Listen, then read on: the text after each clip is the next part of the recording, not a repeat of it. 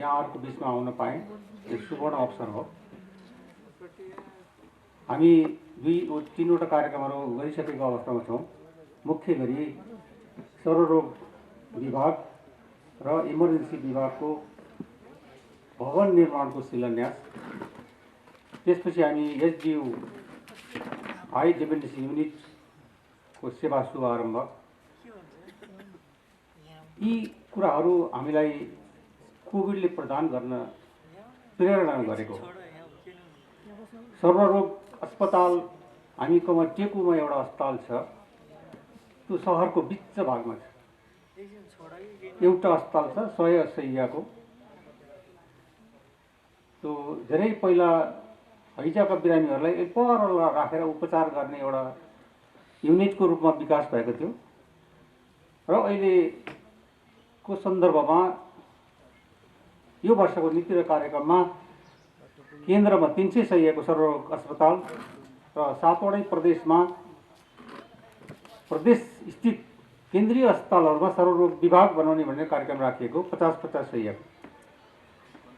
यो कार्यक्रम यही बागमती प्रदेश भरतपुर अस्पतालमा मात्रै लागू भयो। मैले यो किन भनेको भने अन्यत्र त्यो अस्पतालमा रूपान्तरण हुनुपर्ने भयो, अस्पतालभन्दा बाहिर बन्ने भए। यो ठाउँमा अस्पतालकै विभागको रूपमा बन्ने हो। अस्पतालभित्र अर्को अस्पताल आवश्यक हुन्छ हुँदैन, इतिहासले बताउला, भविष्यले बताउला। अर्को आइसियू 15 बेडको आइसियूको कुराहरू रक्षाहरूले गर्नुभयो। यहाँ त्यो बन्ने क्रममा छ, सामानहरू टेन्डरको प्रक्रियामा पनि छ। यो अस्पताल जस्ता 7वटै प्रदेशमा रहेका केन्द्रीय अस्पतालहरूलाई 500 शैय्याको अस्पतालमा रूपान्तरण गर्ने, स्तरोन्नति गर्ने भनेर सरकारले पास गरिसकेको छ। त्यसको ओएनएमको प्रक्रिया अघि भन्नुभयो, त्यो कम्प्लिट भइसकेको छैन। त्यसले यसलाई पूर्णता दिन्छ कि विकास समितिको 300, 100, 200 त्यो दुविधा अब रहँदैन होला। त्यसले हामीलाई जनसङ्ख्याको आधारमा पर्न सक्ने भार ठेक्न सक्छ भन्ने हो। भरतपुर चितवनको भार यहाँहरूले अघि नै बताइसक्नुभएको कुरा छ। ट्रमा युनिटको कुरा 2-3 वर्ष पहिलाको कार्यक्रमलाई हामीले निरन्तरता दिन खोजेको हो। छुट्टै अस्पतालको रूपमा विकास गर्दै जाउँला, विभागको रूपमा विकास गर्दै जाउँला। अहिले ट्रमा युनिट सञ्चालन गर्ने भनेर आएको बजेट हो। यहाँहरूले त्यस अनुसार काम गरिरहनु भएको छ। आवश्यक सामानहरूको खरिदको कुरा हो। जनशक्ति आवश्यक पर्छ, त्यो पनि व्यवस्थापनको कुरा हो। त्यसलाई पनि व्यवस्थापन गर्नु नै हुनेछ। यो भरतपुर अस्पताल मकवानपुर र चितवन जिल्लाको एउटा हब अस्पताल हो। हब भनेको मुख्य अस्पताल। मुख्य अस्पतालको भूमिका यहाँहरूले निर्वाह गर्नुभएको छ। यहाँ ठुल्ठुला मेडिकल कलेजहरू छन्। यो मेडिकल सिटी पनि हो। त्यसको अगुवाई यो अस्पतालले गर्नुपर्छ। यहाँ 100वटा जति अस्पताल भर्खर 1 घन्टामा घुम्न सकिन्छ। त्यसको पनि अगुवाई गर्ने जिम्मेवारी यही अस्पतालको छ। त्यसकारण यहाँ काम गर्ने सम्पूर्ण आदरणीय चिकित्सकज्यूहरू, स्वास्थ्यकर्मीज्यूहरू, यो गम्भीरता यहाँहरूले बुझ्नु भएको छ। म कन्टिन्यू राख्नुहोस् यो गम्भीरता भन्न पनि चाहन्छु। भरतपुर अस्पतालको इज्जत रह्यो भने सबैको इज्जत रहन्छ। भरतपुर अस्पतालको इज्जत नरहेको अवस्थामा हामी सोध्न पर्ने बाध्य हुन्छौँ। अहिलेको आजको दिनमा 5, 10, 15 शैय्याका अस्पतालहरू देशैभरि 396वटाको शिलान्यास, भवन निर्माणको शिलान्यास हुँदैछ। यो वर्ष 25 जिल्ला लेभलका साबिकका जिल्ला लेभलका अस्पतालहरूलाई 25 र 50 शैय्याका अस्पतालमा रूपान्तरण गरिएको छ। अञ्चल र क्षेत्रीय लेभलका अस्पतालहरू 200 बेडमा रूपान्तरण गरिएको छ र केन्द्रीय अस्पतालहरू अघि नै मैले भने 500 बेडमा रूपान्तरण गरिएको छ। त्यो अनुसारको आवश्यक बजेटको व्यवस्था पनि गरिएको छ। भवनको कुराहरू समय कालमा बिस्तारै थपिँदै बढ्दै जाने कुरा रह्यो। यसो गर्दाखेरि हामीसँग अहिले भएको शैय्या क्षमता 26,000 हो देशभरिमा। त्यसमा 62% भार चाहिँ प्राइभेटको छ। भनेको सरकारको थाहा भयो कि हामी 38% भारमा छौँ। अहिलेको हाम्रो नीति र कार्यक्रमले 5, 10, 15 शैय्याको अस्पतालको विस्तार, जिल्ला स्थित अस्पतालको विस्तार र केन्द्रीय अस्पतालहरूको 500 शैय्याको अस्पतालको विस्तार गर्दाखेरि यो शैय्या क्षमता 36,000 पुग्छ। र अहिलेको रेसियो 56% सरकारको हुन्छ, 44% निजी क्षेत्रको हुन्छ। अनि सरकारले भन्न सक्छ कि हामी यो देशमा जनस्वास्थ्यको हिसाबमा, उपचारत्वको हिसाबमा हामी लिड गर्न सकेछौँ भन्न सकिने अवस्था रहन्छ। यसको अगुवाई आजको दिनबाट सुरु भएको छ। भरतपुर अस्पतालले पनि त्यो विशेष शुभ अवसर पाएको छ। यही आजको दिनको कार्यक्रमले, यो शिलान्यासले हामी सबैलाई बल मिलोस्। यो 2 वर्षमा गर्ने कार्यक्रम हो। यो दुईटा भवन 1 वर्षमा बन्यो भने पुरस्कार पाउने व्यवस्था छ। मान्य मन्त्रीज्यूले यसो हुन्छ भन्नुभयो। अब पुरस्कार लिने नलिने तपाईँ हाम्रै हातमा हो। म भन्छु लिनुहोस्, पुरस्कार लिनुहोस्, राम्रो कुरा हो। र सबभन्दा ठुलो कुरा, हामी यो सबैको निचोड चाहिँ के हो भने त्यो गेटमा एउटा सीसी क्यामेरा राखिनेछ। बिहान बिरामीहरू, हाम्रो आमा बुवा दाजुभाइहरू दिदीबहिनीहरू भित्र आउनुहुन्छ, उहाँको अनुहार रेकर्ड गर्नेछ। हाम्रो उपचारले, हाम्रो सेवाले उहाँहरू फर्किँदाखेरिको अनुहार फेरि हेर्नेछ। त्यो अनुहारमा फरक आयो भने हाम्रो सार्थकता हुनेछ।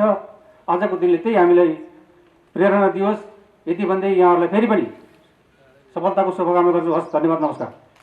प्रमुख अतिथिज्यूबाट हामीले धेरै ठुलो अपेक्षा गरेका छौँ। उहाँका महत्त्वपूर्ण भनाइहरूको पर्खाइमा हामी छौँ। मैले बोल्नु पर्दैन भनेर बसिराखेको थिएँ, बोल्ने पालो आउँदैन होला भनेको थिएँ, तर अचानक यहाँ नाम आयो। आइसके पछाडि छोटो शुभकामना मन्तव्यका लागि यहाँ उपस्थित भइराखेको छु।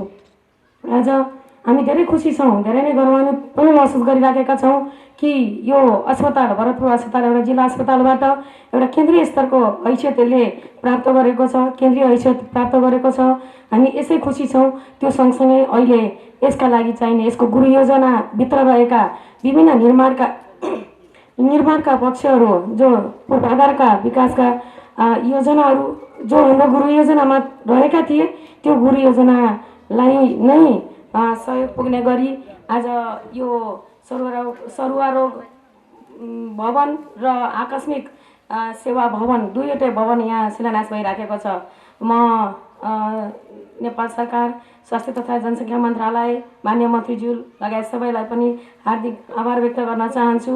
यो सँगसँगै अहिले एउटा यहाँनिर बिरामी कुरुवा घर पनि आजभन्दा 2 वर्ष अगाडि शिलान्यास, लगभग 1.5 वर्ष जस्तो अगाडि शिलान्यास गरेर त्यसको निर्माण सम्पन्न हुँदैछ। अब हामी केही महिनाभित्र त्यसको पनि उद्घाटन गर्नेछौँ।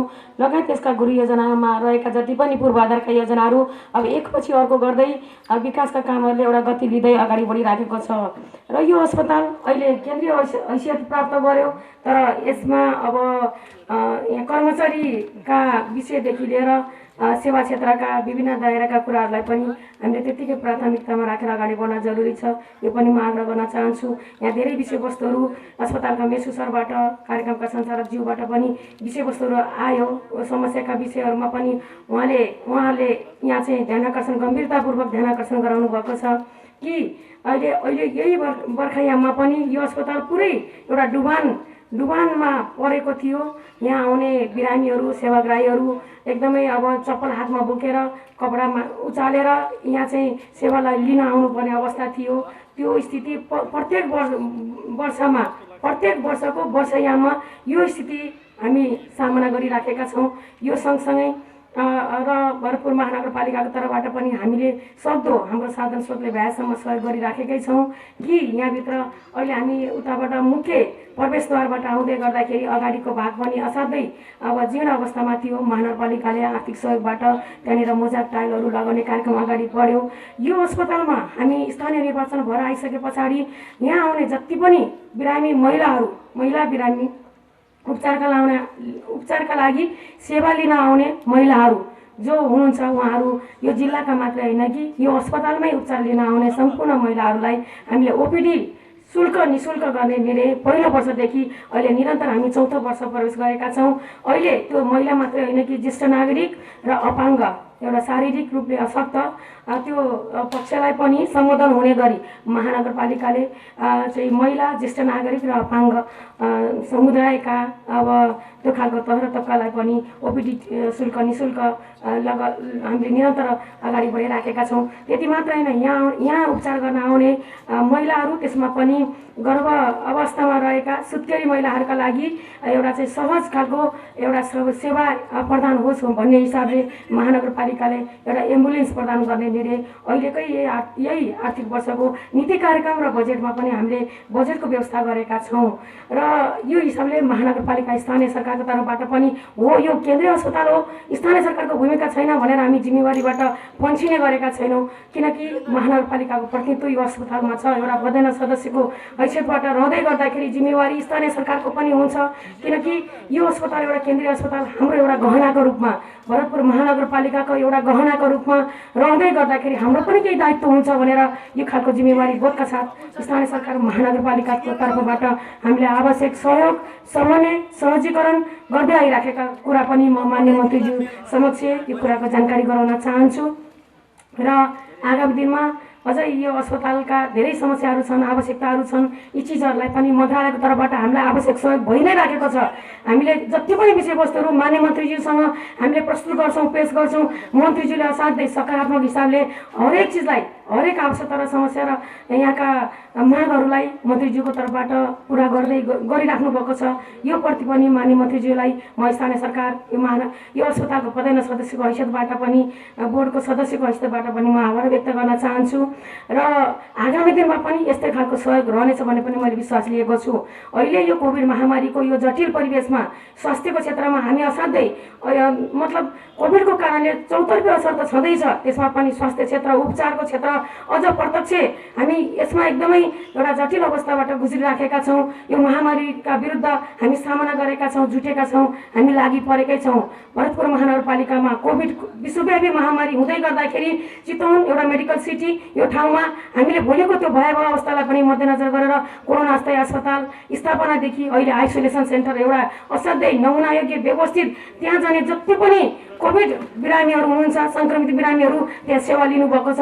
लगभग 500को हाराहारीमा त्यहाँ सेवा प्रदान भइसकेको छ। सबै बिरामीहरूले असाध्यै एउटा राम्रो ढङ्गले एकदमै सन्तुष्टि कि यति राम्रो कि एउटा स्टार लेभलको होटलमा हुने सुविधाका साथ हामीलाई सेवा स्थानीय सरकारको तर्फबाट र त्यो बागेश्वरी आइसोलेसन सेन्टर जसले व्यवस्थापनको जिम्मा लिएको छ र समग्र त्यसको नेतृत्व र जिम्मेवारी, अभिभावकत्व र सबै खालको व्यवस्थापन भरतपुर महानगरपालिकाको तर्फबाट भइराखेको छ। त्यहाँ जाने बिरामीहरू, उपचार गर्न जाने 100% बिरामीहरू, सङ्क्रमित बिरामीहरू 100% उहाँहरू सन्तुष्ट हुनुहुन्छ। त्यो ढङ्गले बागेश्वरी आइसोलेसन सेन्टर भनेर पनि हामीले स्थापना गरेका छौँ र यो अस्पताललाई, त्यो आइसोलेसन सेन्टरले चाहिँ निकै ठुलो टेवा पुगेको छ भन्ने मैले विश्वास लिएको छु।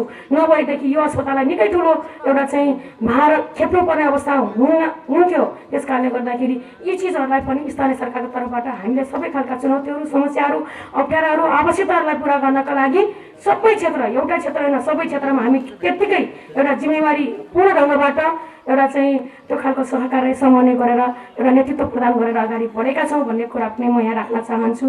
यो सँगसँगै अब धेरै विषयवस्तुहरू मैले राखिनँ। यो 2वटा भवनहरू यहाँ शिलान्यास भएका छन्। तोकेकै समयमा गुणस्तरीय ढङ्गले यहाँ छिटोभन्दा छिटो कार्य सम्पन्न होस्। किनभने अहिलेको अवस्थामा विकासका कामहरू, निर्माणका कामहरू एउटा ढिलासुस्तीका कारणले गर्दाखेरि, एउटा चाहिँ निर्माण व्यवसायीका ढिलासुस्तीका कारणले गर्दाखेरि असाध्यै अब कामले गति लिन नसकेको अवस्था हामी गुज्रिराखेका छौँ। त्यसकारण यहाँ जो एउटा चाहिँ स्वास्थ्य क्षेत्र असाध्यै संवेदनशील क्षेत्र, मानवीय संवेदनशील क्षेत्र भएको कारणले गर्दाखेरि अरू क्षेत्र बाटाघाटा, पुलपुलेसा भन्दा यो स्वास्थ्य क्षेत्रमा रहेका यी निर्माणका कार्यलाई निर्माण व्यवसायी साथीहरू पनि यदि यहाँ हुनुहुन्छ भनेदेखि उहाँहरूले यो चिजलाई असाध्यै गम्भीरताका साथ लिनुहुनेछ र तोकेकै समयमा गुणस्तरीय काम गरेर यो भवन सम्पन्न गरेर हामीले चुस्त दुरुस्त छिटो सरितो सेवा प्रदान गर्न सक्नेछौँ भन्ने विश्वास लिएको छु। यही कुराहरू राख्दै, यही शुभेच्छा र शुभभाव राख्दै माननीय मन्त्रीज्यूलाई हार्दिक स्वागत गर्दै मेरो आफ्ना भनाइहरू अन्त गर्छु। धन्यवाद। कानुन, न्याय तथा मानव अधिकार समिति सभापति एवं प्रतिनिधि सभा सदस्य माननीय कृष्ण भक्त पोखरेलज्यू जो चितवनवासी भरतपुर हस्पिटलसँग अत्यन्त मनमुटुमा रहनु भएको छ, उहाँलाई आफ्नो शुभकामना मन्तव्यको लागि हार्दिक आमन्त्रण गर्दछु। गर्ने दिशातर्फ जानेछ, यसको लागि म नेपाल सरकारलाई विशेष गरी धन्यवाद दिन चाहन्छु। हामी कोभिड मानव जातिकै इतिहासमा एउटा ठुलो महामारीको रूपमा रह्यो। स्पेनिस फ्लू, प्लेग जस्ता रोगहरू पनि लागे, त्यसले करोडौँ मान्छेहरू मार्यो। तर विस्तारको हिसाबले सबै क्षेत्रमा भएको हिसाबबाट विश्वको सबभन्दा ठुलो महामारीको रूपमा यसलाई लिन सकिन्छ। जतिखेर महामारी आयो त्यति बेला हामी पिसिआर विधिबाट टेस्ट गर्न सक्नेसम्म अवस्थामा थिएनौँ। एउटा पहिलो पेसेन्ट हामीले हङकङ पठाएर टेस्ट गर्नु पर्यो।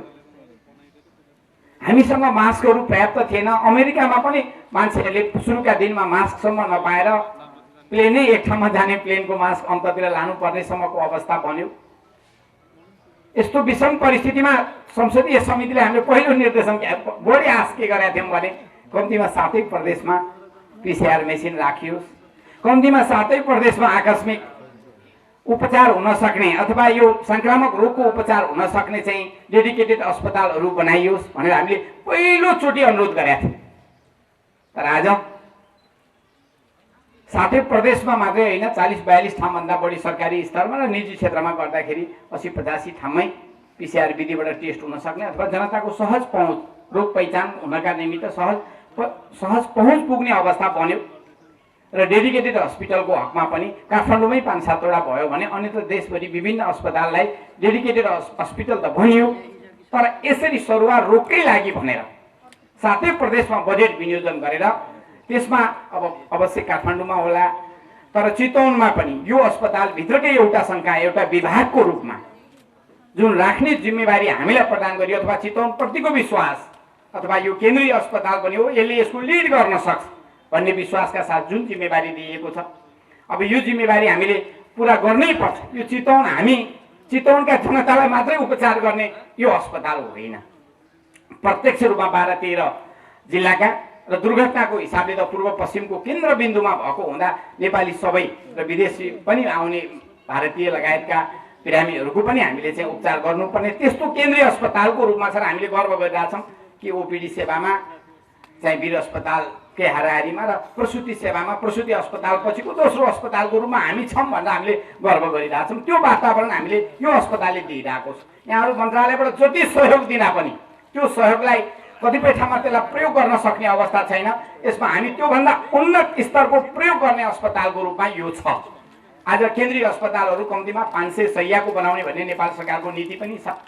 तर आजको मितिमा यो अस्पतालमा 600 बेड छ तर 300 बेडको लागि मात्रै केन्द्रीय सरकारको सहयोग कर्मचारीहरू छन् भने 300 बेडको लागि हामीले थप कर्मचारीहरू 731 कर्मचारी मध्ये 510 त विकास समितिले आफूले राख्नुपर्ने अवस्था छ। जम्मा 221 जना मात्रै कर्मचारी चाहिँ केन्द्रीय सरकारको छ। हामी आशा गर्छौँ र अघि नै यहाँ कुरा पनि आएको छ किशनर साहबले राख्नु भएको छ, मेसु साहबले राख्नु भएको छ कि ओएनएम अब यसको नयाँ ओएनएम 20 वर्ष अगाडि गरेको ओएनएमले हुँदैन। अहिले यसले ओएनएम प्रक्रिया अगाडि बढाएपछि माननीय मन्त्रीजी सबभन्दा बढी माया गर्ने मान्छे पनि हुनुहुन्छ। यो ओएनएम सर्वे हाम्रो पास गराएर कम्तीमा 500 बेडको चाहिँ जो केन्द्रीय नीति छ त्यो 500 बेडको अस्पताललाई चाहिने चिकित्सक, स्वास्थ्यकर्मी, नर्सिङ सेवा सबै साथीहरू उपलब्ध गराउनका निमित्त विशेष पहल हुनका लागि म निवेदन गर्न चाहन्छु। त्यसै गरी हामीसँग अहिले प्रोफेसर सिनियर कन्सल्टेन्ट डाक्टरहरू पनि हुनुहुन्छ। अब हामी मेडिकल कलेजको निमित्त हामीले धेरै पटक कुराहरू भनेका पनि छौँ। मेडिकल कलेजको निमित्त तयारी गर्न एउटा ऐन हामी ल्याउँ, जस्तो कि गण्डकीको लागि छुट्टै ऐन आएको छ। म माननीय मन्त्रीजीलाई यसमा पहल कदमी लिइदिन र भरतपुरले त्यो लिड गर्न सक्ने क्यापेसिटी पनि भएको र अब जहाँसम्म जग्गा छ सार्वजनिक जग्गा मेयर साहब जो अत्यन्तै यो भरतपुर महानगरपालिकाको सबै हिसाबले नेतृत्व गर्नु भएको छ र यसको त अस्पतालको उहाँ सदस्य पनि हुनुहुन्छ। त्यसकारण हामी जग्गा यदि मन्त्रीजीले त्यो वातावरण बन्न सक्छ भने हामीलाई तपाईँले भन्नुभयो भने जग्गा उपलब्ध गराउने दायित्व चितवनको जनताको हुन्छ। अब जग्गा सरकारले किनिदियोस् भनेर आशा गरेर हुने कुरा पनि भएन। त्यति बेला हामी तयार हुन्छौँ र यसले मेडिकल कलेजको हैसियत राख्न सक्ने वातावरण हामीसँग छ। त्यो दिशातर्फ प्रक्रिया अगाडि बढाइदिन पनि म सविनय निवेदन गर्छु। त्यसै गरी अब मदन भण्डारी जो ट्रमा सेन्टरको कुरा छ, श्रोतेय नेता जननेता मदन भण्डारी यहीँ कविलास दासढुङ्गामा दुर्घटना भएर उहाँकै सम्मान र सम्झनामा यहाँ मदन भण्डारी ट्रमा सेन्टर खोलिएको छ र सबभन्दा बढी दुर्घटना हुने ठाउँहरू मध्येको एउटा प्रमुख ठाउँ पनि यो भएको कारणले यसलाई जसरी वीर हस्पिटलमा यतापट्टि ट्रमा सेन्टर छ त्यसरी नै एउटा ट्रमा सेन्टरको लागि त्यो पनि हामी हाम्रो महत्त्वपूर्ण विभागको रूपमा राखेर गर्न सक्छौँ। तर त्यसको लागि अहिले बजेट आएको छ तर त्यति बजेट पर्याप्त छैन। त्यो बजेटमा अलिकति परिवर्तन गर्नुपर्ने छ भन्ने म अनुरोध गर्न चाहन्छु। र अहिले विशेष गरी यहाँ केही कन्फ्युजनहरू भएको थियो कि सरकारले यत्रो लामो समयसम्म कोभिडको बिरामीका सन्दर्भमा जो उपचार गर्यो र जनप्रतिनिधिहरू मेयर वडा अध्यक्षज्यूहरू त म त के भन्छु भने यसपटक सिंहदरबार घरसम्म भन्ने कुरा पुर्याउनु भएको छ कि घर घरमा पब्लिक क्वारेन्टाइनमा गएर झुल लगाएको छ कि छैन, खाना खाएको छ कि छैन, खाना कस्तो छ भन्ने तहसम्म गएर हेर्नुभयो। त्यो तहसम्मको काम भयो। जुन कुरा हाम्रो लागि क्वारेन्टाइन भन्ने शब्द पनि सुनेको थिएन, त्यो अनुभव पनि थिएन, तर त्यो अनुभवबाट संश्लेषित हुँदै आज सबै स्थानीय तहहरूले आइसोलेसन सेन्टर बनाएको छ। माननीय मन्त्रीजीलाई सम्भव भयो भने वास्तवमा चितवनको नमुनै छ भरतपुर महानगरपालिकाले स्थापना गरेको बागेश्वरीको आइसोलेसन सेन्टर। कुनै स्टार होटलमा पो गएको छु कि भने जस्तो, र एकजना पनि बिरामी त्यो आइसोलेसन सेन्टरमा गएको 15 दिन अगाडिसम्मको मेरो रिपोर्ट अनुसार यो बिचमा म पुगेको छैन। समिति सभापति एवं प्रतिनिधि सभा सदस्य माननीय कृष्णभक्त पोखरेलज्यू, साँच्चीकै चितवनको अभिभावक भएर आउनुभएका माननीय स्वास्थ्य मन्त्री, नेपाल अधिराज्यभरि एकैचोटि हुन गइरहेका यति महत्त्वपूर्ण कार्यक्रममा चितवनलाई महत्त्व दिएर भरतपुर अस्पतालमा जुन गरिमामय उपस्थिति छ, हामी अस्पताल परिवारको तर्फबाट धेरै आभारी छौँ, धेरै खुसी छौँ। अब भरतपुर अस्पताल अघि नै हामीले कुरा गऱ्यौँ, चितवन लगायत 19-20 वटा जिल्लाबाट बिरामीहरू वर्षै नै 3 लाखभन्दा बढी आउने गर्नुहुन्छ, जुन हाम्रो वार्षिक प्रतिवेदनमा उल्लेख छ। यति धेरै बिरामीको चाप र भरतपुर अस्पताल 2वटा मेडिकल कलेज नजिक हुँदाहुँदै पनि स्वास्थ्य बिमा कार्यक्रमको प्रथम सेवा बिन्दु रहेको र स्वास्थ्य बिमाका अत्यधिक बिरामीहरूले सेवा लिने गरेको र सम्भवतः नेपाल अधिराज्यमै सबैभन्दा धेरै दाबी भुक्तानी भरतपुर अस्पतालमा भएको जस्तो लाग्छ। भएको अस्पताल जहाँ मन्त्रीज्यूको प्रत्यक्ष निगरानीमा, प्रत्यक्ष उपस्थितिमा हामीले यी महत्त्वपूर्ण 2टा भवनहरूको शिलान्यास गऱ्यौँ। हामी यति धेरै महत्त्व दिएर आउनुभएका प्रमुख अतिथि माननीय मन्त्रीज्यूलाई यस गरिमामय कार्यक्रममा हामी सम्पूर्ण अस्पतालका चिकित्सक, नर्सिङ, प्यारामेडिक्स लगायत कर्मचारी एवं चितवनवासीलाई आवश्यक विशेष निर्देशन, सल्लाह, सुझाव सहितको शुभकामना मन्तव्यको लागि म यस मञ्चमा हार्दिक आमन्त्रण गर्दछु। चितवन आफैमा महत्त्वपूर्ण छँदैछ, त्यसमाथि पनि हाम्रो पार्टीको राष्ट्रिय अध्यक्षको गृह जिल्ला चितवन। राजधानीको हिसाबले काठमाडौँ भए पनि आवत जावत र सुविधाको हिसाबले सबैभन्दा केन्द्र भागमा रहेको चितवन र बिस्तारै स्वास्थ्य क्षेत्रको एउटा हबको रूपमा विकास हुँदै गएको चितवन, यसलाई नै कार्यक्रमको छनौट गर्नु राम्रो हुन्छ भन्ने ठानेर म यो कार्यक्रममा यहाँ उपस्थित भएको छु। म यहाँ आइरहँदा मलाई के लागेको छ भने जनताको जनादेशपछि नेकपाको सरकार बनेर मैले पहिले कानुन मन्त्रीको जिम्मा लिएको थिएँ। नेपालको इतिहासमा सबैभन्दा धेरै जनताका मौलिक हक समेटिएको कानुन निर्माण गर्ने काम सकेर संविधान सम्बद्ध कानुनहरू निर्माण पछि सम्माननीय प्रधानमन्त्रीज्यूले सरुवा गरेर कानुन मन्त्रालयबाट यो स्वास्थ्य मन्त्रालयको जिम्मेवारीमा मलाई पठाएको पनि 1 वर्ष बितिसकेको छ। म अहिले सम्झिरहेको छु त्यो कालखण्डपछि म यो जिम्मेवारीमा आएको छु। मैले जतिखेर स्वास्थ्य मन्त्रालयको जिम्मेवारी सम्हालेँ, विश्वमा 100 वर्षमा आउने एउटा महामारी यतिखेर नै आइलाग्यो।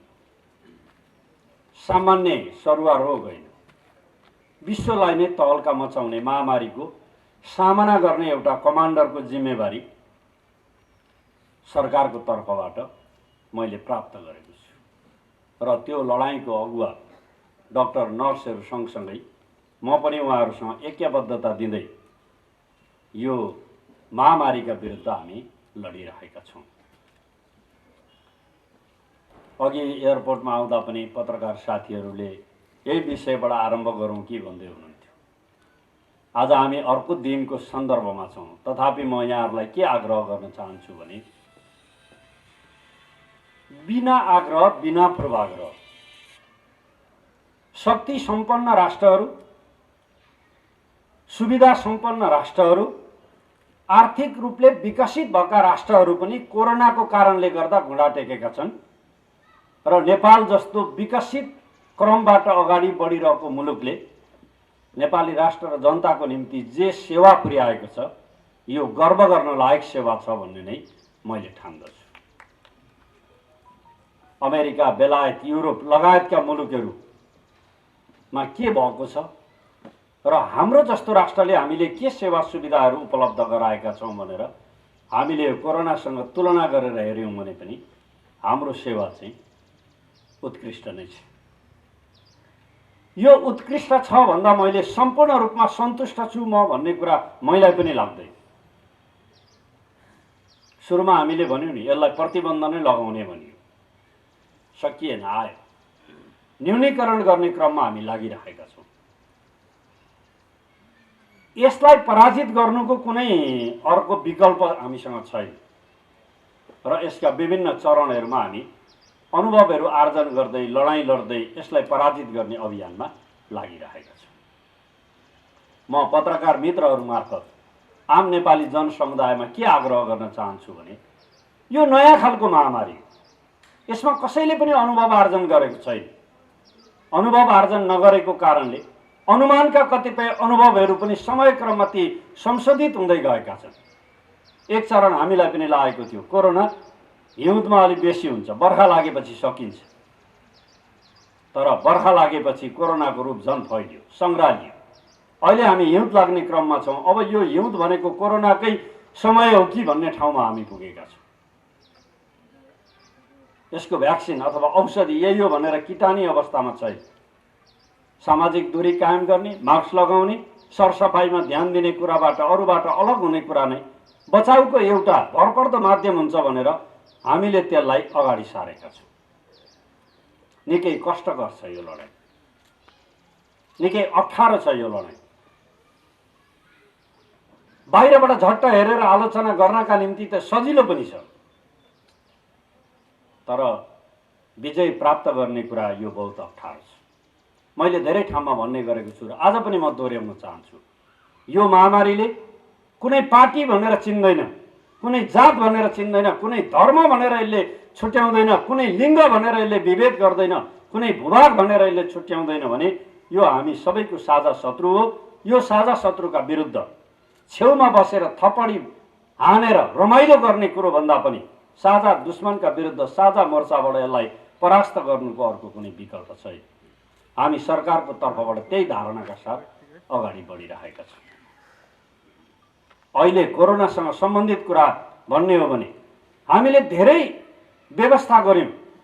अघि माननीयज्यूले पनि भन्नुभयो, कृष्णभक्त पोखरेलजीले, पहिलो कोरोना केस हो कि होइन भनेर पत्ता लगाउनका लागि हामीसँग कुनै यहाँ माध्यम नहुँदा पहिलो स्वाब टेस्ट गर्नका लागि हामीले हङकङ पठाएका थियौँ।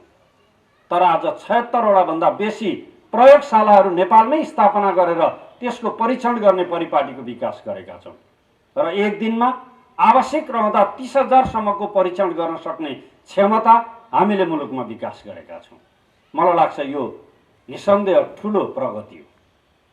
अभाव टार्नको निम्ति हामीले धेरै कामहरू गरेका छौँ, तर परीक्षण यही गरेर मात्रै यो रोगको निदान हुन्छ त भन्दा यो बहुत अप्ठ्यारो छ। परीक्षण गरो, परीक्षण गर्दासम्म पोजिटिभ हो कि होइन भन्ने कुराको निर्क्युल मात्रै गर्ने ठाउँमा हामी छौँ। सम्मानीय प्रधानमन्त्रीज्यूले संसदमा र राष्ट्रको नाममा सम्बोधन गर्दा भन्नुभएको थियो 2% जनताको परीक्षण गर्छौँ हामी भनेर। त्यतिखेर हामीलाई के लागेको थियो भने त्यो नै ठुलो अङ्क हो जस्तो लागेको थियो। तर आज हामी करिब 6% जनताको परीक्षण गरिसक्यौँ। 17,33,000 भन्दा बेसी मान्छेहरूको पिसिआर टेस्ट गर्यौँ। 2,33,000 मान्छेहरू पोजिटिभ भए, 2,20,000 मान्छेहरू निको भएर घर जानुभएको छ। 2,12,000 मान्छेहरू निको भएर घर जानुभएको छ। आज करिब 19,000 जति व्यक्तिहरू आजको दिनमा पनि पोजिटिभ केस लिएर यो रोगसँग यसको विरुद्ध लडिरहनु भएको छ। म यहाँ उपस्थित रहनुभएका मेरा अग्रजहरू, डाक्टर साहबहरूलाई साँची राखेर पत्रकार मित्रहरू मार्फत के आग्रह गर्न चाहन्छु भने समय यति बलशाली हुन्छ कि समयले नै वास्तविकताको बोध गराउँछ। एउटा समय थियो विदेशबाट आउने व्यक्तिहरूलाई होम क्वारेन्टाइनमा बसेर तपाईँहरू सहयोग गरिदिनुहोस्, बिरामी हुनुभयो, लक्षण देखियो भने सरकारले अस्पताल लगेर उपचार गर्छ। तर त्यस्तो आह्वान गर्दाखेरि मानिले एउटा अपराधीले नराम्रो कुरो बोल्यो जत्तिकै गरेर त्यसलाई स्थापित गर्ने कोसिस गरियो। क्वारेन्टिनमा पनि अब घरमा आफै बस्ने, सरकार के गरेर बस्छ त भनेर आलोचना गर्नुभयो।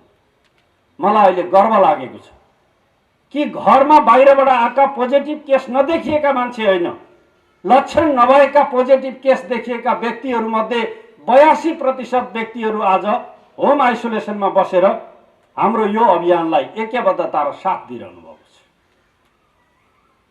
हिजो त्यही कुरो भन्दाखेरि खिल्ली उडाउने, सन्तुष्ट मान्ने साथीहरू आज आफ्ना घर घरमै बिरामीलाई उपचार गरेर पनि यसरी पनि कोरोनाको विरुद्ध लड्न सकिने रहेछ भनेर आत्मा मनोबलका साथ नै लडिरहनु भएको छ।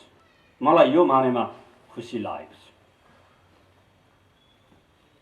अलि समयपछि गएपछि हामीले यो परीक्षणको निम्ति रेमडेसिभिरको प्रयोग गर्नुपर्छ भन्ने कुरा भयो। त्यो कुनै औषधिको रूपमा दर्ज भएको थिएन। औषधिको रूपमा दर्ज नभएपछि परीक्षणको रूपमा त्यसलाई उपयोग गर्नको निम्ति सम्बन्धित व्यक्तिहरूबाट पैसा लिने कुरा थिएन। हामीले परीक्षणको लागि भनेर सरकारको तर्फबाट नै त्यो उपलब्ध गरायौँ। र अहिले हामी भ्याक्सिन तयार हुने बित्तिकै अरू देशमा भ्याक्सिन प्रयोग हुँदा नेपाली जनताले पनि त्यो प्राप्त गर्ने विधिको निम्ति हामी लागिरहेका छौँ। मन्त्रालयको तर्फबाट भन्नुपर्दा हामीले त्यसको अलरेडी सचिवालय स्थापना गरेका छौँ। 8वटा विभिन्न विज्ञहरूको उपसमिति तयार गरेका छौँ। हामीले 9वटा देशमा कूटनैतिक नोट पठाएका छौँ।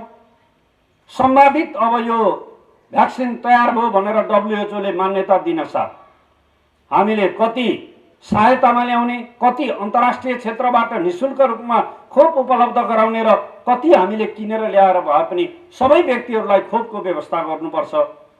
किनभने 72% नेपाली जनतालाई खोप दिनुपर्छ। 14 वर्षभन्दा मुनिका व्यक्तिहरूलाई यो ट्रायल नगरिएको हुनाले अहिले उहाँहरूलाई भ्याक्सिनको उसमा राखिएको छैन भने हामी यो ढङ्गले कोभिड महामारीका विरुद्धको लडाइँलाई पनि व्यवस्थित गर्दै अगाडि बढेका छौँ।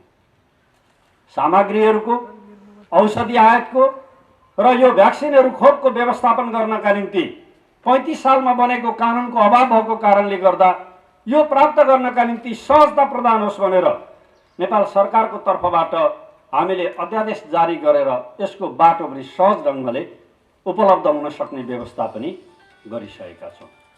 यसर्थ मैले यो विषय आजको सन्दर्भसँग जोडिएको भए पनि म कोभिडको बारेमा साथीहरूसँग के आग्रह गर्न चाहन्छु भने हाम्रो क्षमता, हाम्रो हैसियत, हामीले हाम्रा सम्पूर्ण शक्तिलाई एकताबद्ध बनाएर नै यसको विरुद्ध हामी लडिरहेका छौँ।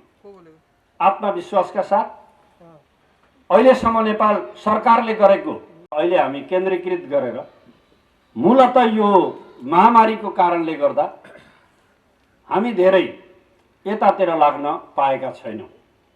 यतातिर लाग्न नपाउँदै पनि हामीले यति काम गरेका छौँ।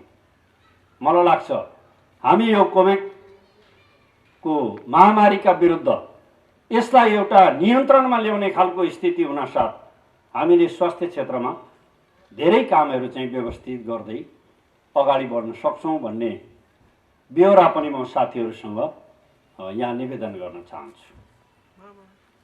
अब आज शिलान्यास गरियो, मलाई लाग्छ मन्त्री भएर आइयो, शिलान्यास गरियो, यो राम्रै कुरा हो। हाम्रो यहाँका नेता साथीहरू, सांसदज्यूहरू, मेयर साहबहरू, डाक्टर साहबहरू, तपाईँहरू सबैको प्रेरणाले नै म यहाँ आएको छु। छान्न त अन्त पनि त ठाउँ छान्न सकिन्थ्यो होला नि, तर तपाईँहरूको माया सद्भावको कारणले नै म यहाँ आएको छु। म के आग्रह गर्न चाहन्छु, के म अनुरोध गर्न चाहन्छु भने यो शिलान्यासमा मात्रै सीमित नरहोस्। काम गर्ने कुराका लागि तपाईँहरू लाग्नुहोस्। केन्द्रको तर्फबाट पैसाको अभाव तपाईँहरूलाई हुँदैन, यति विश्वास मैले चाहिँ सरकारको तर्फबाट दिलाउन चाहन्छु। काम गर्नु भएन भने पैसा लिएर घर घरमा तपाईँका अघिपछि कोही आउँदैन। इच्छा शक्तिका साथ काम गर्नुहोस्, परिणाम देखिने गरी गर्नुहोस्। अघि हाम्रो गुणराज डाक्टर साहबले भन्नुभयो 1 वर्षमा सक्नुभयो भने पैसा मात्र होइन पुरस्कार र प्रमाणपत्र पनि दिने गरी हामी तयारीका साथै लागेका छौँ। पहिलोचोटि यो अस्पतालमा आउँदाखेरि साथीहरूले निरीक्षण गराउनुभयो, ब्रिफिङ गर्नुभयो। दुईटा कुरा मलाई अहिले पनि त्यो कुरा बिर्सेको छैन। सबैतिर देखाउँदै जानुभयो। प्रसुति वार्डमा पुगेपछि वार्डमा सुत्केरी हुने अवस्थामा रहनुभएका दिदीबहिनीहरूको अवस्था हेर्दा बेडमा होइन, कुर्सीमा होइन, तल भुइँमा पनि नआटेर बाहिर बस्नुपर्ने खालको जुन खालको दयनीय अवस्था छ त्यो मेरो मानसपटलमा अहिले पनि छँदैछ।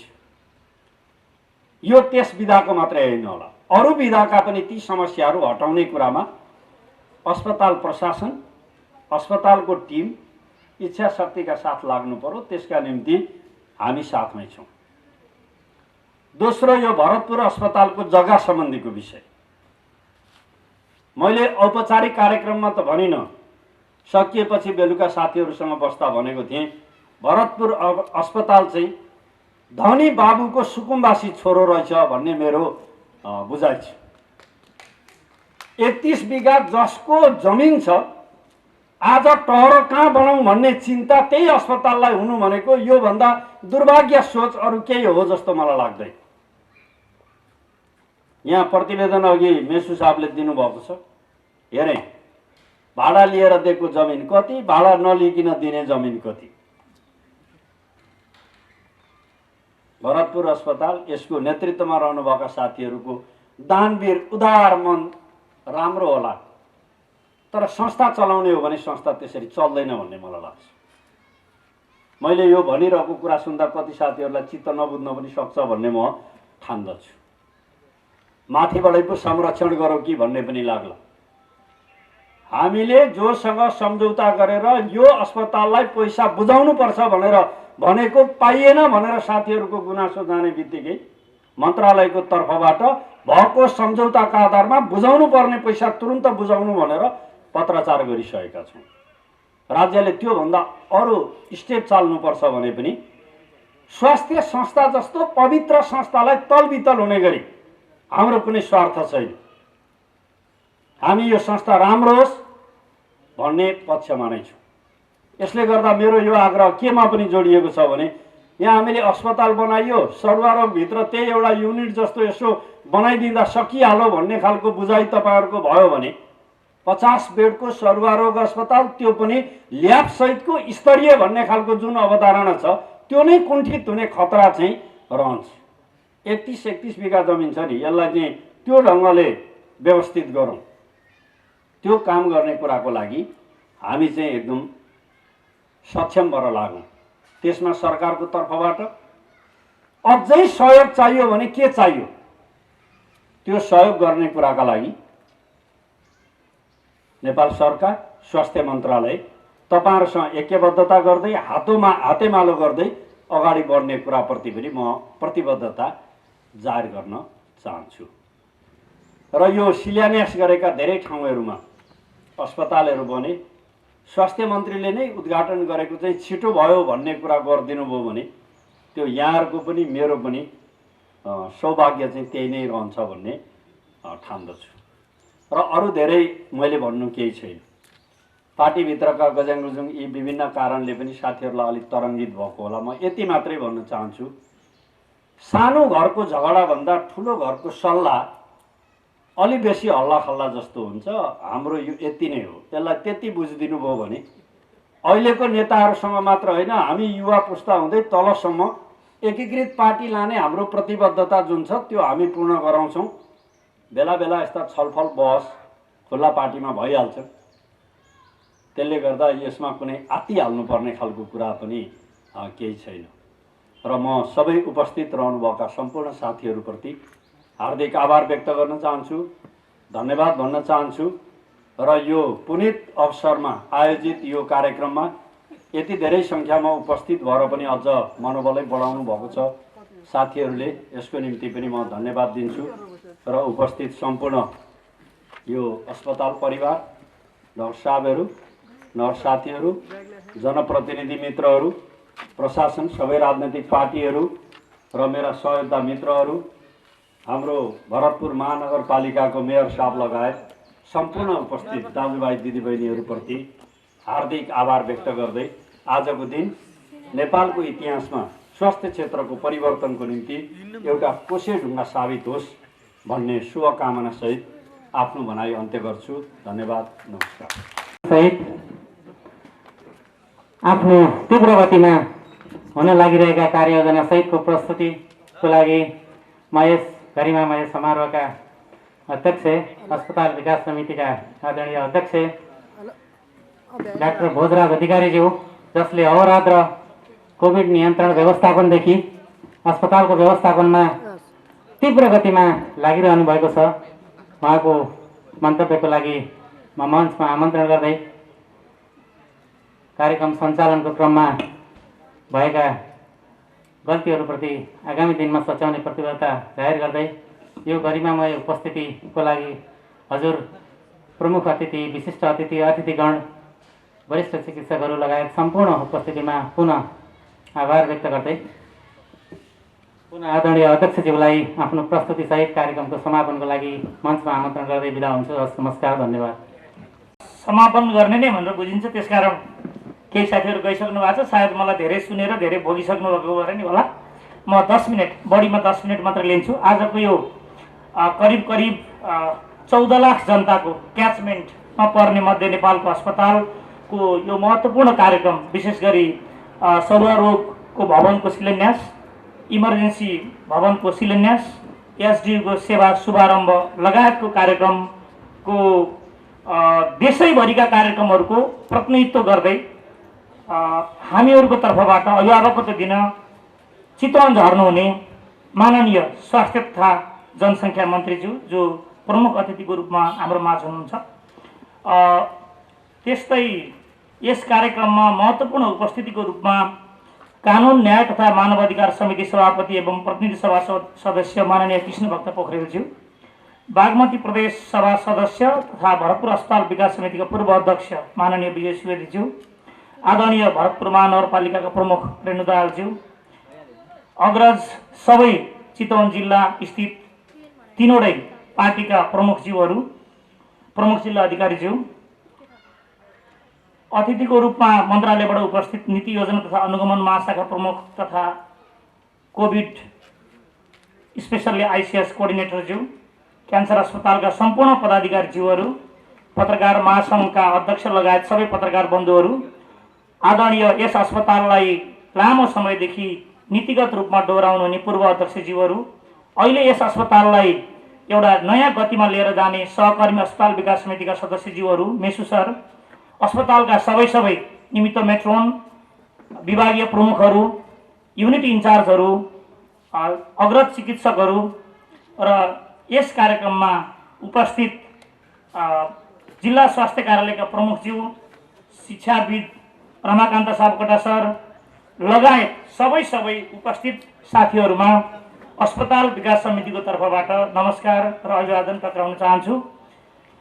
सदा सहायताले भरतपुर अस्पतालले लिएको आजको महत्त्वपूर्ण 2 उद्देश्य लगायत जति पनि दीर्घकालीन रूपमा हामीले लिएको बाटो हो, त्यो बाटोमा यहाँको अभिभावकत्व कायम रहोस् भन्ने हाम्रो शुभेच्छा छ। त्यस्तै मैले कृष्णभक्त कमरेडलाई, माननीयज्यूलाई बेला बेलामा सम्झिने गर्छु। उहाँलाई हेलो भनेपछि उहाँले चाहिँ हेलोको एन्सर हेलो भनेर दिनुहुन्न, उहाँले गो अहेड भन्नुहुन्छ के काम गर्न थाल्यो यसलाई गो अहेड भन्नुपर्छ भनेर उहाँले चाहिँ हेलो भन्दा उहाँले गो अहेड एन्सर दिनुहुन्छ। हामी उहाँको सकारात्मकताको सधैँ प्रशंसक छौँ। यहाँको नेतृत्व चितवनको लागि अत्यन्तै उत्साहजनक छ। माननीय विजय सुवेदीज्यू, जसले अस्पतालको पूर्व अध्यक्ष, अब पूर्व भन्ने कि नभन्ने कन्फ्युजन छ, हरेकचोटि मभन्दा बढी अस्पतालमा घुमिरहनुहुन्छ, उहाँको बासना अस्पतालको वरिपरि घुमिरहेको हुन्छ। उहाँले माननीयको रूपमा भन्दा अस्पतालको अध्यक्षको रूपमा बिताएका समयहरूलाई समय सम्झेर हामीलाई गाइडलाइन्स गर्नुहुन्छ माननीय विजय सुवेदीज्यू।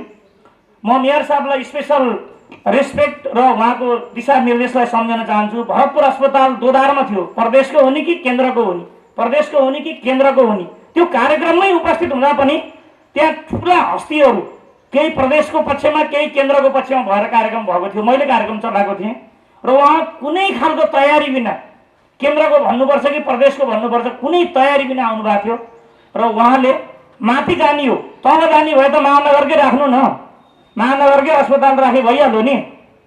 त्यहाँ कतिपय कुराहरू महानगरका आफ्ना इन्ट्रेस्टका कुराहरू, आफ्ना सजिलोका कुराहरू पनि आउन सक्छन्।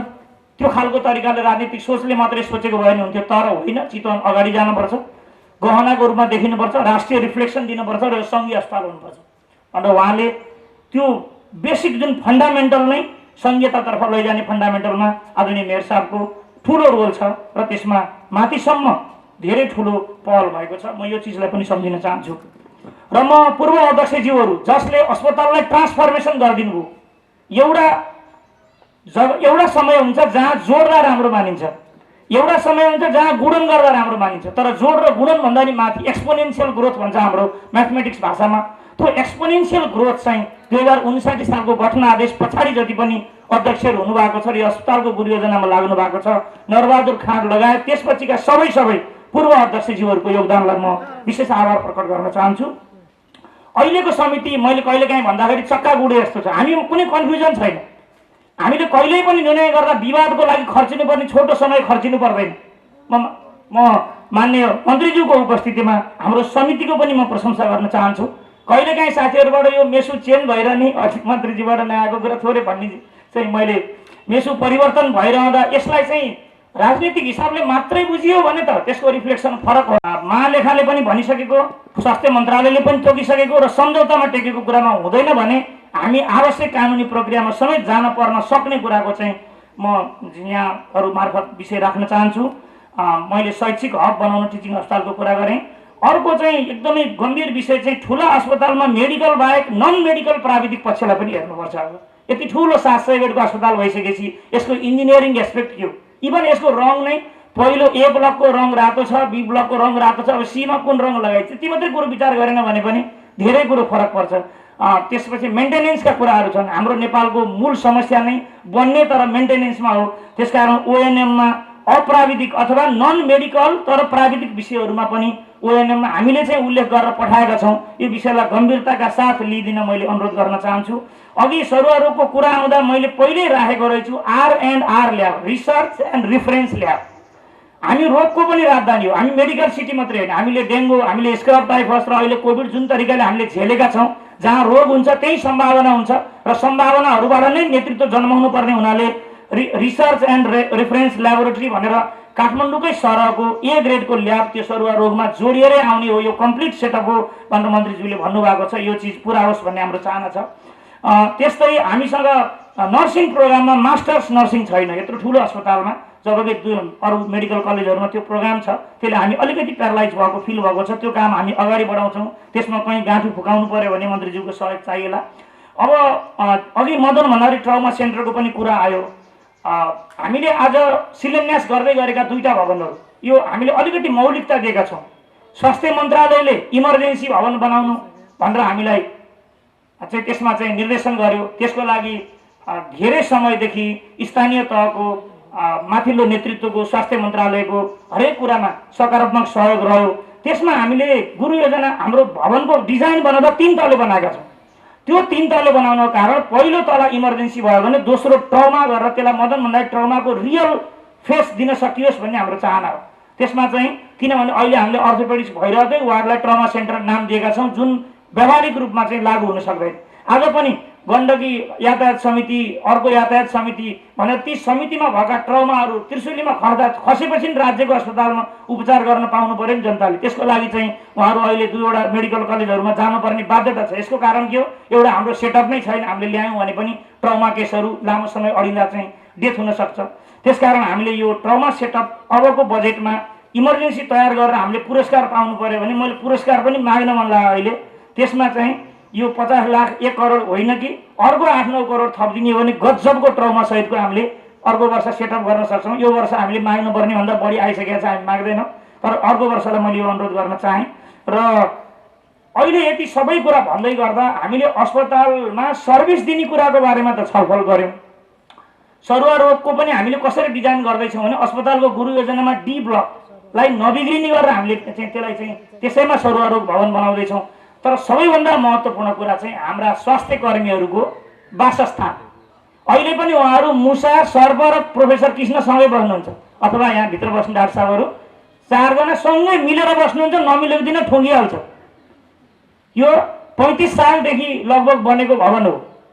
अब हामी गुरु योजनालाई थोरै रिभ्यू गरेर यसमा हामी अर्को वर्षको जम्मा 2टा माग मैले ल एउटा चाहिँ बहुउद्देश्य सबै खालको एउटा चाहिँ सेटअप दिन सक्ने, हामी 700 छौँ भने कमसेकम आधा मान्छे अट्न मिल्ने चाहिँ एउटा स्टाफ क्वार्टर चाहिँ परिकल्पना गरिदिनु पर्यो। नत्र भने हामी वर्षौँसम्म मुसा सानी खुवाउन नि सकिन्न। त्यही भएर पहिला कार्यक्रम त्यता गरिन्थ्यो, अहिले यता गरे हो। पहिला चौरमा गरिन्थ्यो, त्यहाँ नजिकै बाथरुम लिएर जान खोजेको पूर्व मन्त्रीज्यूलाई ठाउँै भएन। त्यसो भएको हुनाले मैले अनुरोध गर्न चाहे एउटा स्पेसल अर्को वर्षलाई क्वार्टर सँगै हुर्केका छन्। त्यसो भएको हुनाले त्यसलाई प्रायोरिटी दिनको लागि म अनुरोध गर्न चाहन्छु। मैले आदरणीय मेयर साहबलाई यहाँ धेरै चाहिँ डेलिभरीको चाहिँ केसहरू भएको भएर एउटा बर्थिङ सेन्टरको अवधारणा पेश गरेको छु, अथवा छुट्टै म्याटर्निटी अस्पतालको अवधारणा पेश गरेको छु। यसमा सङ्घीय सरकारको सहयोगको अपेक्षा गर्दछु। र अन्त्यमा र सबैभन्दा महत्त्वपूर्ण कुरा हाम्रो कर्मचारी संरचना हो। हामी ढोका 2टा छ र 7तिरबाट छिर्नुपर्ने कर्मचारी छौँ, थाई अस्थायी। अस्थायीभित्र नि फेरि थाई भएको एउटा टिम छ, मतलब विकास समितिबाट। अनि त्यसभित्र दैनिक जिल्लादारी, करार तर दरबन्दी कायम भएको, करार तर दरबन्दी कायम नभएको, ठेकदारबाट आएको, कहिलेकाहीँ अरू बाटोबाट आएको भएर 7 थरी छौँ हामी। यो 7 थरी जति मिल्न खोजे पनि धेरै प्रयास गरेँ, मै 12 वर्ष काम गरेँ यहाँ। जति मिल्न खोजे नि हामीले चाहे पनि हाम्रो सिस्टमले मिल्नै दिने। त्यसकारण यसलाई यो ओएनएम दरबन्दीले अघिको रेसियोलाई चेन्ज गर्दै र डाक्टर 20 जना जिल्लादारीमा हुनुहुन्छ भन्नै लाभा मर्नु, नोटिस निकाल्ने बित्तिकै क्रिटिसाइज सुरु भइहाल्छ। अब राख्दाखेरि हामीलाई चाहिँ सिस्टमले छेक्छ। त्यसकारण यो बाटो पनि खोलिदिएर हाम्रा साथीहरूले भरतपुर अस्पतालमा 2टा कुरा देख्नु पर्यो नि त, कि करियर देख्नु पर्यो कि पैसा देख्नु पर्यो। प्रष्ट कुरा, कि करियर देख्नु पर्यो कि पैसा देख्नु पर्यो, कि दुईटै कुरा देख्न पाए त बेस्टै हो। त्यसकारण यो चिजको समितिले पनि आफ्नो नीति योजना र तर्जुमा गरेर मन्त्रालय पठाउँछ। यसलाई अलि सजिलोसँग आनाकानी नगरी छिट्टो चाहिँ मैले गुणराज सर कता सरलाई धेरैचोटि अनुरोध गरेको छु। अहिले मैले मेरो प्रमुख अभिभावकको हिसाबले मन्त्रीज्यूलाई अनुरोध गरेँ, यो काम हामीले 3 महिनामा गऱ्यौँ भने अलि सिधा उभिएर यहाँ अस्पतालभित्र छिर्न पाइन्छ। नत्र अलि लाजमानी अलि हिचकिच भयो, 6 महिना कट्यो। 1 वर्षभित्र यो 3वटा 4वटा काम कर्मचारीको हकितमा, अस्पतालको सेवाको हकितमा, त्यसपछि दीर्घकालीन रूपमा चाहिँ मैले 2-3वटा कुराहरू राखेँ। यी 12वटा पोइन्ट म हजुर भोलि प्लेन चढ्नुभन्दा पहिला लिपिबद्ध गरेर हजुरलाई बुझाउने छु। आशा छ यो सबै कुराहरू भरतपुर अस्पतालमा अर्को पटक मन्त्रीज्यूले टेक्ने बेलासम्म हामीले गर्ने काम पनि गरिसक्न पाऊँ, हजुरको सिग्नेचरले गर्ने र निर्देशनले गर्ने काम पनि भरतपुर अस्पतालले पाओस्। म यो गरिमामय उपस्थिति जसमा सानो नेपाल छ, यहाँ सानो नेपाल छ, सेवा लिनेहरू पनि हुनुहुन्छ, सेवा दिनेहरू पनि हुनुहुन्छ, सेवालाई वाच गर्ने साथीहरू पनि हुनुहुन्छ, त्यसको लिडरसिप पनि छ। यो सानो मिनी नेपालको 2 घण्टाको 2.5 घण्टाको कार्यक्रममा एकदमै दत्तचित्त दिएर चाहिँ जुन खालको चाहिँ यहाँहरूले चाहिँ सल्लाह सुझाव र निर्देशन दिनुभएको छ, स्पेसल्ली मन्त्रीज्यू, मान्यज्यू, मेयर साहब लगायत चाहिँ वक्ताहरूले, त्यसलाई हामीले आजै कार्यक्रम सिद्धिएपछि हाम्रा प्रायोरिटीका एरियाहरू के हुन् भनेर हामी घडी हेर्न सुरु गर्दै आजको कार्यक्रम भने अर्को घडी हेर्नको लागि यो घडीको अन्त्य भएको घोषणा गर्न चाहन्छु। धन्यवाद।